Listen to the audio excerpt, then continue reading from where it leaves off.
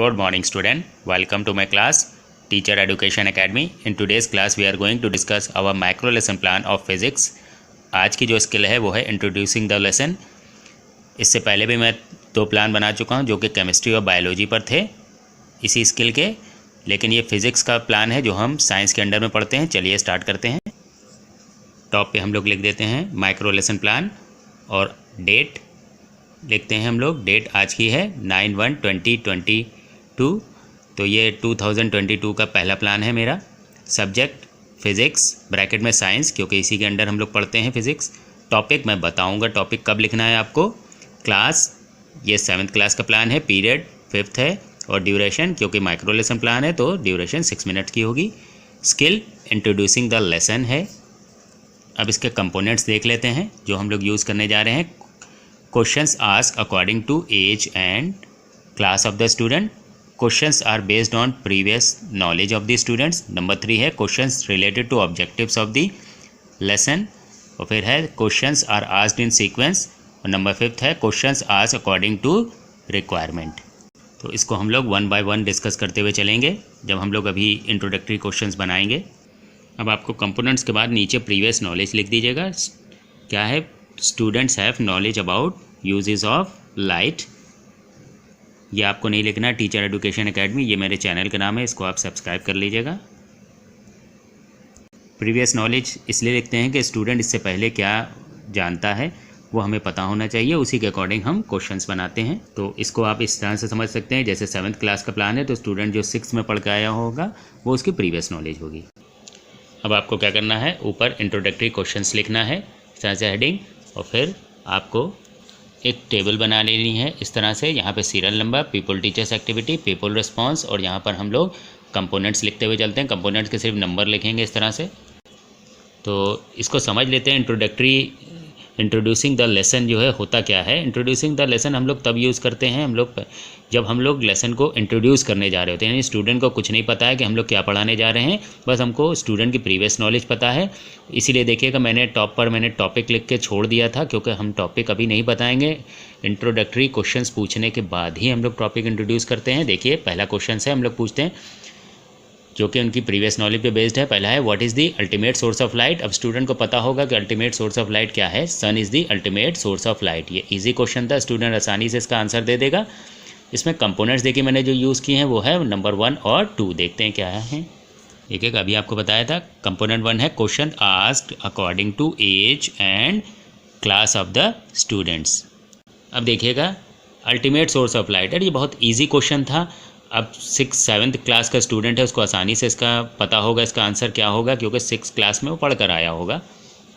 तो उसकी एज को भी सूट कर रहे हैं क्वेश्चंस और उसकी क्लास को भी. फिर questions are based on previous knowledge of the student, ये 2 था.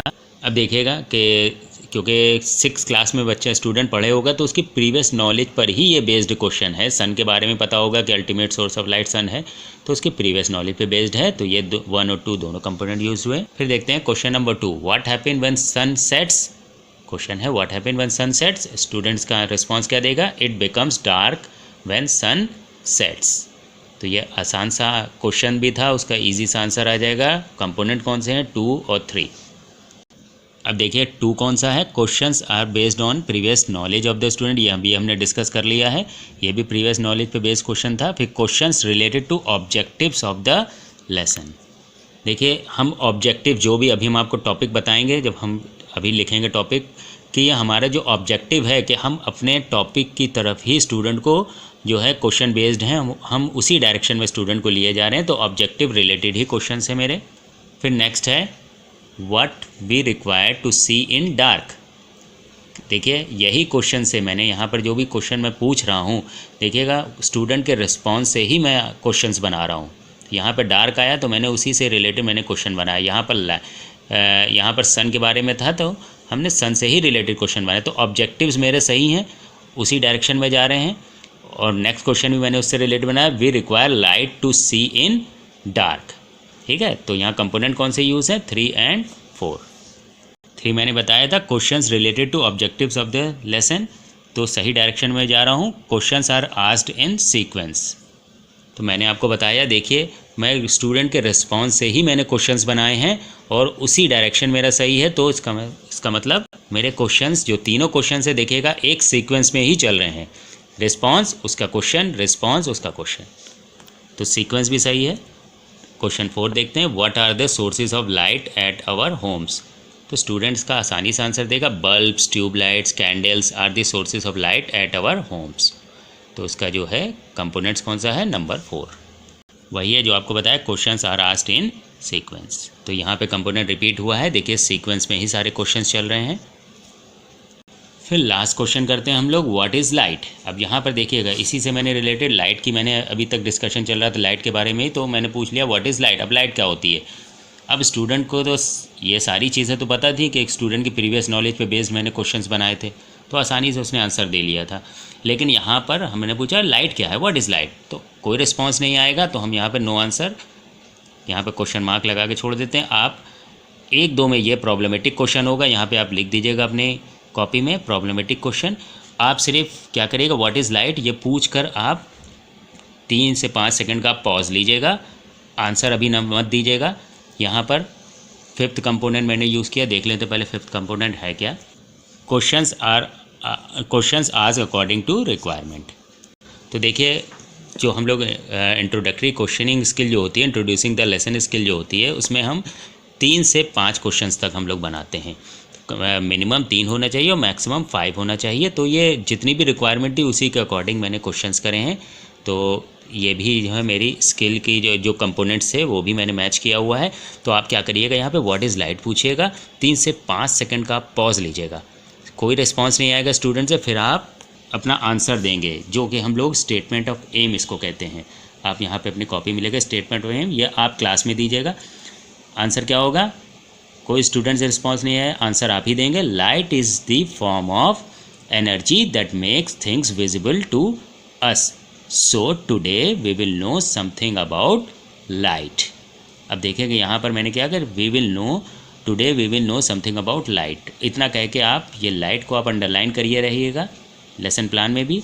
और फिर इतना बोलने के बाद ये जो जगह मैंने छोड़ रखी थी टॉपिक की, आपने ये सारी चीज़ें जो ब्लैक बोर्ड पर लिखी थी, ये इधर से ये डेट, सब्जेक्ट, टॉपिक, अब आप यहाँ पर अपना टॉपिक लिखिएगा। तो आपने जो जगह छोड़ रखी थी वहाँ पे मैंने लाइट लिखा, ब्लैक बोर्ड पर भी आप ऐसे ही लिखिएगा, लाइट लिखकर उसको हमेशा टॉपिक को हम लोग अंडरलाइन करते हैं, ये मत भूलिएगा। तो आप बोर्ड पर भी और कॉपी में भी इसको अंडरलाइन कर दीजिएगा।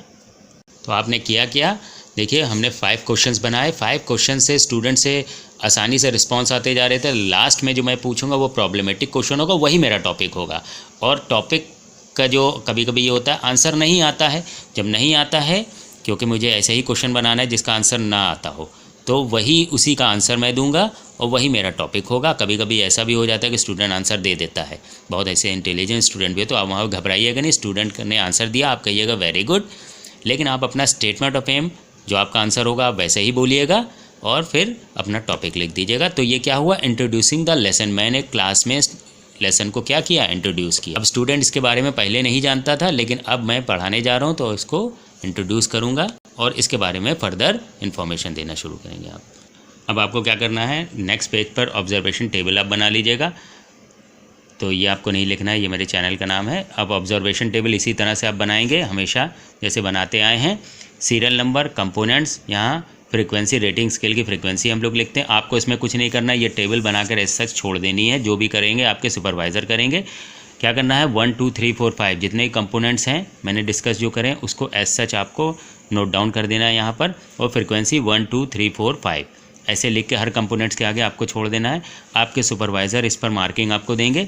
अगर उनको लगता है कि आपकी ये स्किल में ये कंपोनेंट बहुत अच्छा था तो उसको 5 दे देंगे, तो वेरी गुड इसका मतलब होगा, उसको वो गोला बना देंगे, इस तरह से राउंड ऑफ कर देंगे। और फिर 4 जैसे आपको लगता है कि गुड है 4 का मतलब, तो यहाँ पर जो है वो 4 को राउंड ऑफ कर देंगे। अगर वो 3 देते हैं तो सेटिस्फैक्ट्री होगा, 2 देंगे तो नॉट सेटिस्फैक्ट्री, और 1 देते हैं अगर किसी कंपोनेंट में तो वो पुअर होता है।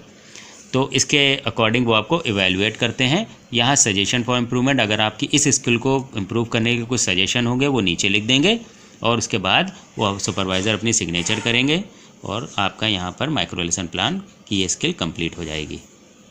आई होप आपको ये lesson plan, micro lesson plan की स्किल समझ में आई होगी। जो नए जुड़े हुए हैं मेरे साथ में वो भी इस स्किल को ईजिली समझ गए होंगे। तो आज के क्लास के लिए बस इतना ही रखते हैं। Thank you.